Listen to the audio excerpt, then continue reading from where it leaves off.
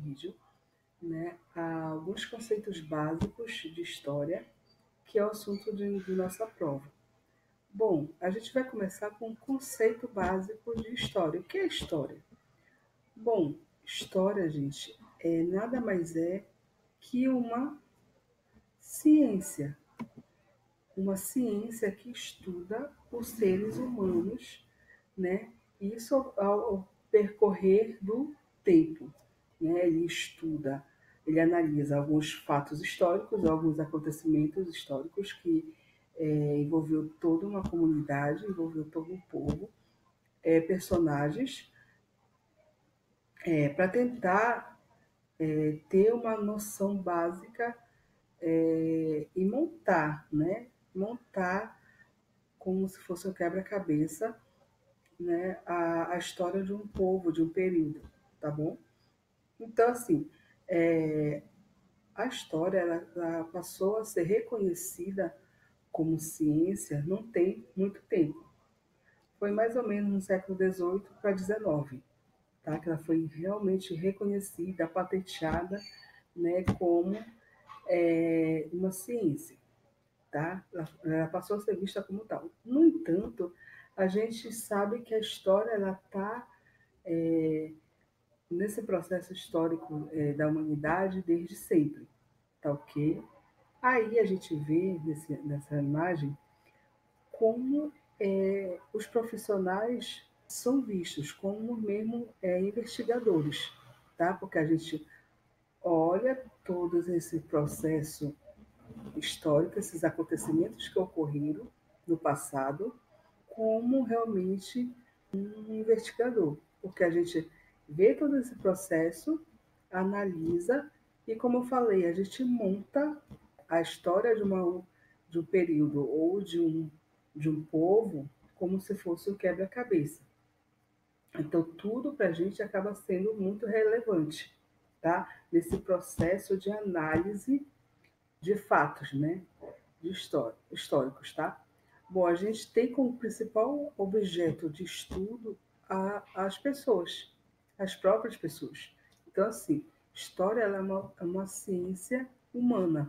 A gente tem como objetivo resgatar, né, resgatar muitos aspectos de um determinado povo ou região, tá?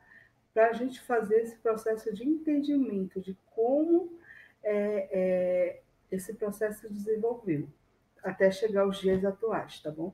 Então, assim, a gente costuma dizer que a gente olha o passado, analisa esse passado, para a gente tentar entender o presente, para a gente ter uma melhor compreensão do presente. Essa imagem ela retrata muito bem, né, esse nosso trabalho, tá, investigativo.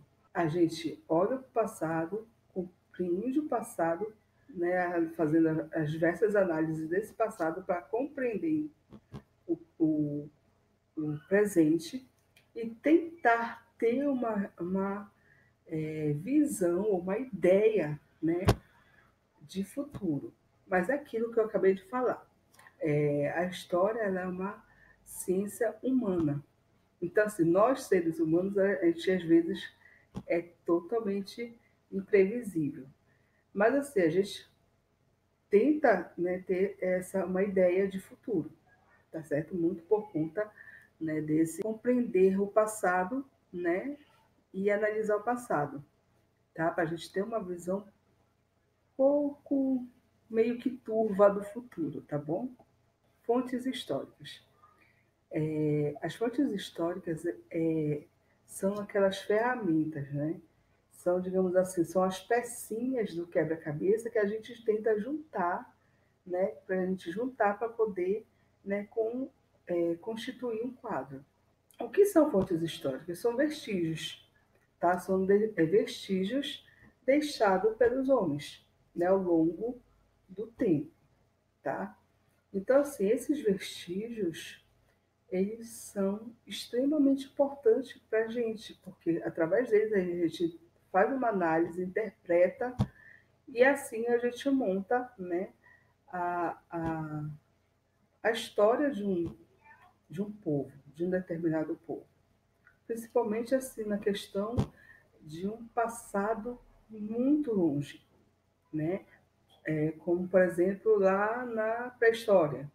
Então, os vestígios deixados por aquele povo lá na pré-história, lá atrás, no passado muito longe, é extremamente importante para a gente hoje em dia compreender como é que eles viviam, como é que eles se desenvolveram, como foi que eles conseguiram criar muitas coisas. Né? A gente vai ver muito isso quando a gente for estudar essa parte da história, da pré-história. Tá? Eles conseguiram desenvolver muito bem. Foi basicamente nesse período que foi desenvolvido, começou a se desenvolver a agricultura. Lógico, não é a mesma como a gente tem hoje, o fogo foi desenvolvido neste período da pré-história. Então, assim, através desses vestígios deixados por essas pessoas lá atrás, a gente consegue compreender como foi desenvolvido tudo isso, né? Como eles conseguiram, a partir de um pequeno grupo de pessoas, constituir grandes civilizações posteriormente, tá? Que foi tudo um processo, tá bom? Então, a gente tem, como historiador, um trabalho de investigação muito é, gigante para poder a gente construir ou reconstruir uma história, tá? De uma civilização ou de um povo, tá certo? Só que aí tem um detalhe. Antes disso, antes dessa mudança toda, da história ser reconhecida como uma ciência, a gente só tinha pouquíssimas fontes históricas reconhecidas também, tá? Por exemplo, a gente só podia fazer uma análise de fontes históricas oficiais, né? Aqueles documentos escritos, né? Que o governo dava para a gente. Então, assim, a gente tinha umas fontes históricas bastante restritas. Né? Depois, posteriormente, ao longo do tempo, houve essa necessidade de se ter uma revolução nesse estudo de história. Tá? E aí, assim, o leque de fontes passou a ser gigante. Né? Passou a ser gigante. Ficou tão grande que a gente passou a dividir em dois tipos de fontes históricas, que é a fonte histórica material, que é aquela concreta que a gente consegue pegar, né? Que são monumentos, esculturas, quadros, roupas, né? Revista, jornais. Tudo isso que eu citei, que a gente consegue pegar, documentos oficiais também entram, a gente consegue é, colocar nesse grupo, né, digamos assim, né, nesse bloco de fontes históricas conhecida, né, ou denominada de fontes históricas material, tá bom? Então, assim, essas fontes históricas que a gente consegue apalpar, que a gente consegue pegar, ficou conhecida assim. Mas a gente tem outro bloco de fontes históricas, tá? Que é as fontes históricas imateriais, que são aqueles relatos orais, né? Que são as danças, que são as músicas, né? Que são, enfim, filmes, documentários, né? Então, são fontes históricas que também foram incluídas recentemente. Tá? Até então não eram reconhecidas também, tá ok? Então, assim, para vocês verem que a questão, por exemplo, eu vou citar o exemplo da questão de, de um autor que hoje a gente conhece, ainda hoje eu estava lendo sobre ele, né, o Érico Robesbal. Ele simplesmente fez um livro chamado Tempos Interessantes, que na verdade nada mais é que uma biografia dele. Né? Ele fez uma autobiografia, né, onde ele relatou vários acontecimentos históricos que ele presenciou, né? Então, assim, ele acabou fazendo esse livro devido de várias anotações que ele foi fazendo durante a vida dele, Tá? Ele foi presenciando vários fatos históricos, por exemplo, ele chegou a ver a Segunda Guerra Mundial. Então, assim, ele começou a escrever sobre a Segunda Guerra Mundial como aquela pessoa que, digamos, viu o horror da guerra de muito perto, tá? Então, assim, esse relato escrito dele é uma fonte histórica riquíssima, tá? A memória que ele teve desse momento histórico, né, que aconteceu na humanidade, ele conseguiu transcrever, que foi o resultado que resultou neste livro, tá? Extremamente importante para nós.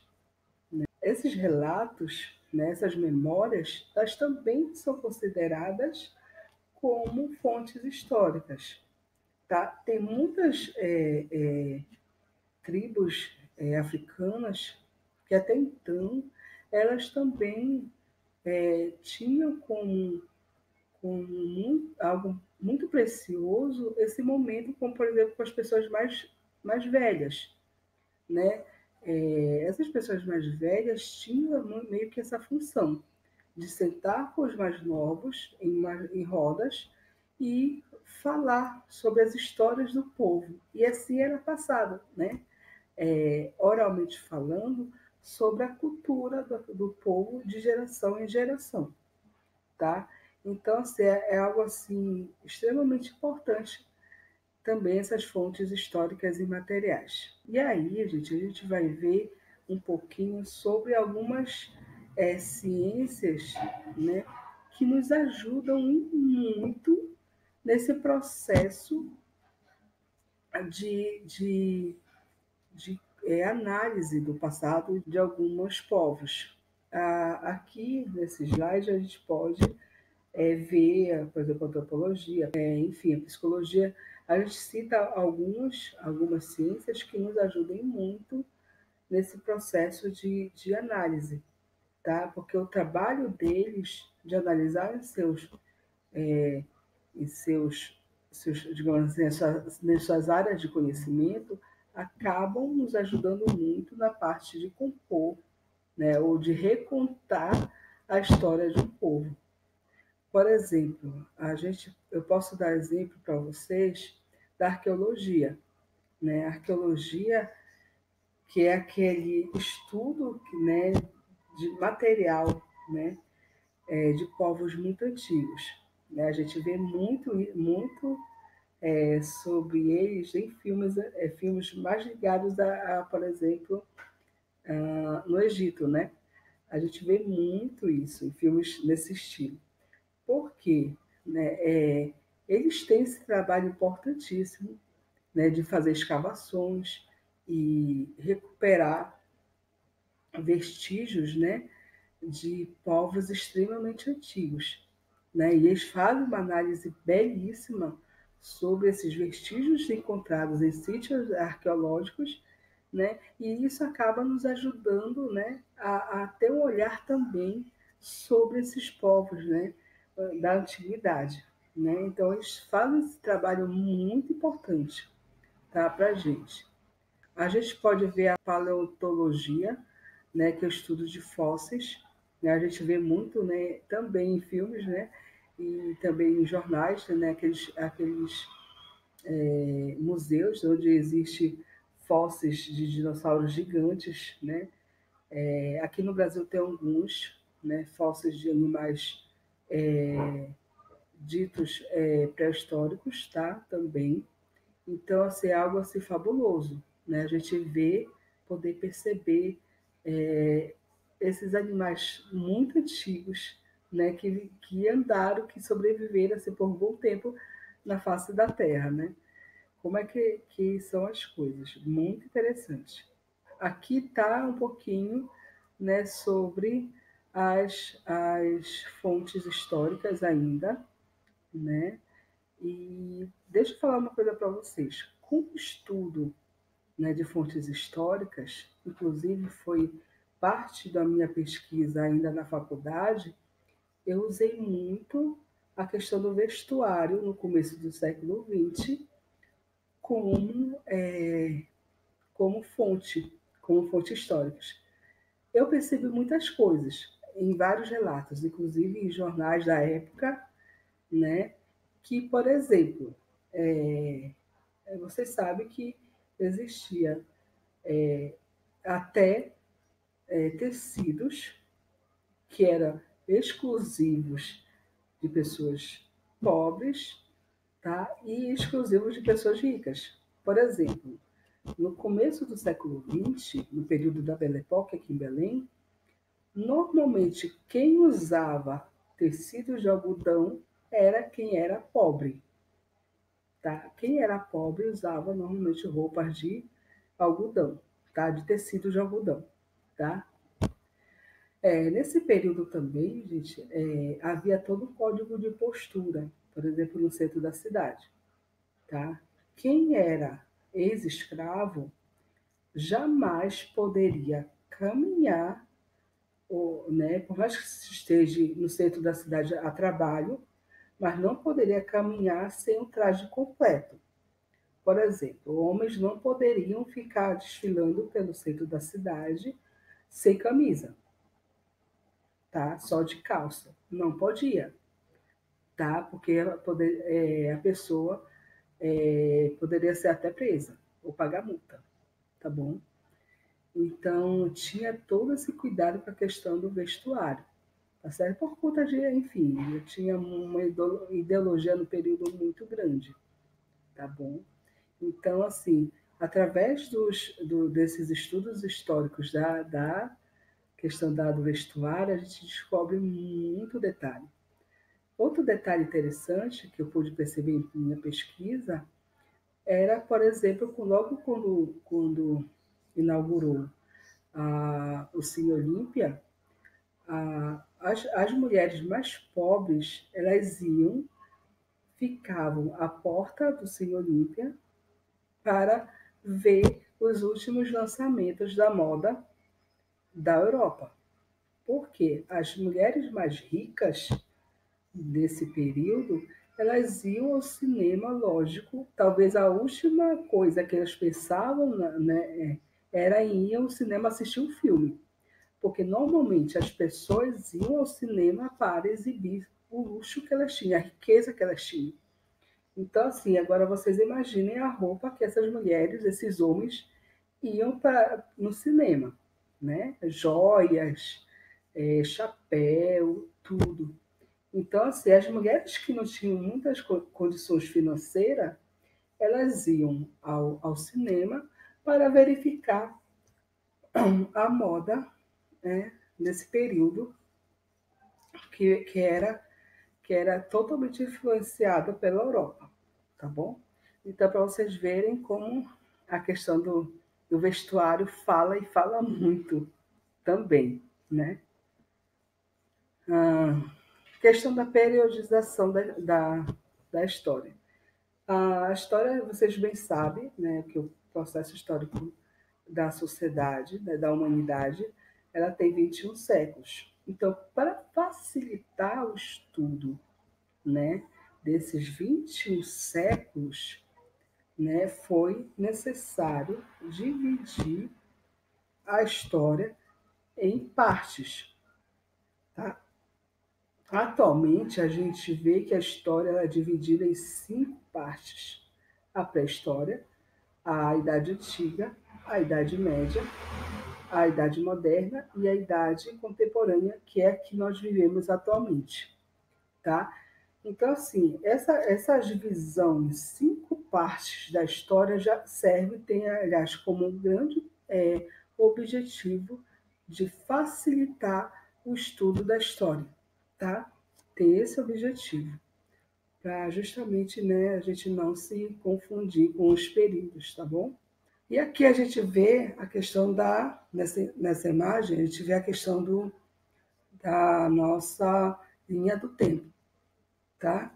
A história antiga, a Idade Antiga, a Idade Média, a Idade Moderna e a Idade Contemporânea, tá bom? A gente pode perceber aqui a nossa linha do tempo, tá certo? E detalhe, gente, a pré-história ela só entrou nessa linha do tempo aqui após essa revolução que teve, do estudo da história, que até então, antes, ela nem entrava. Porque eles consideravam como parte da história apenas o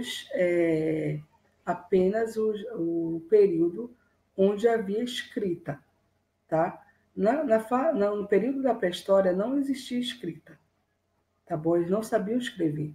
Eles só deixavam as coisas registradas, só havia um registro do cotidiano dessas pessoas através da arte rupestre, né? Que é aquela arte, né? Que é aquela pintura feita nas paredes das cavernas.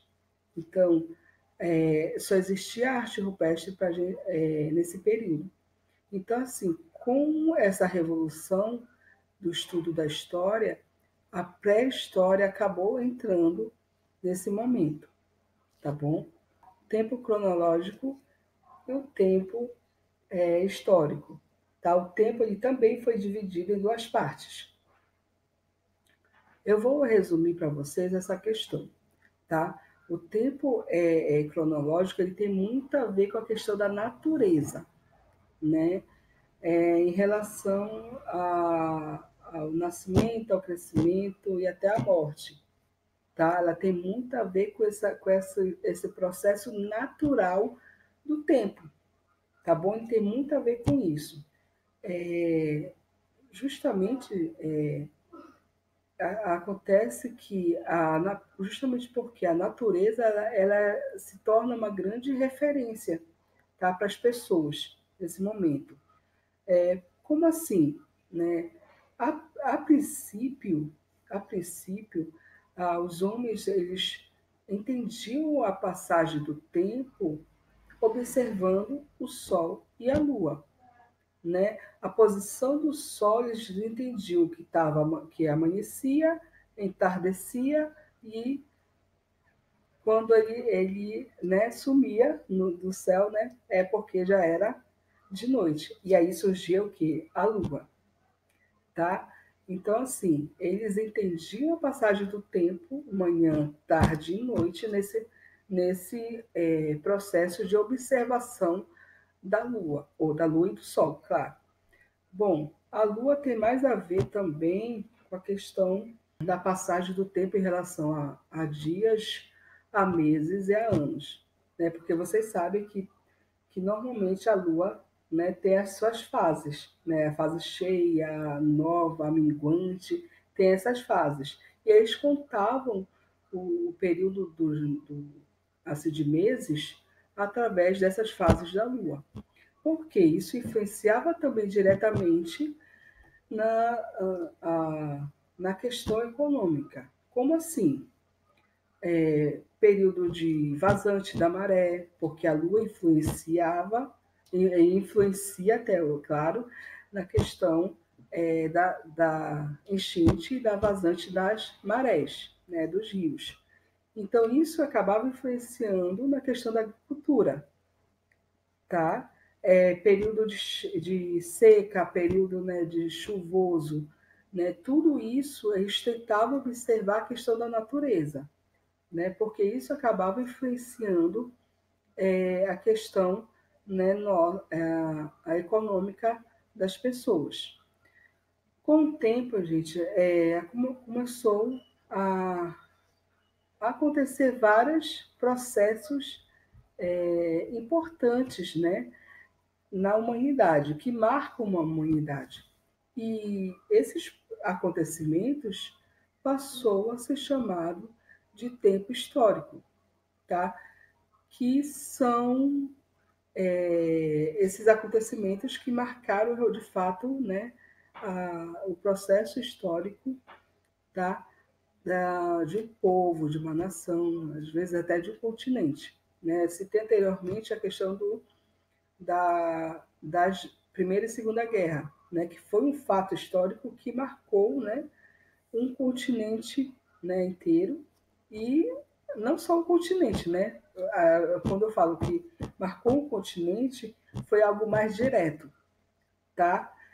Também marcou a vida de muitas pessoas fora do continente europeu, tá bom?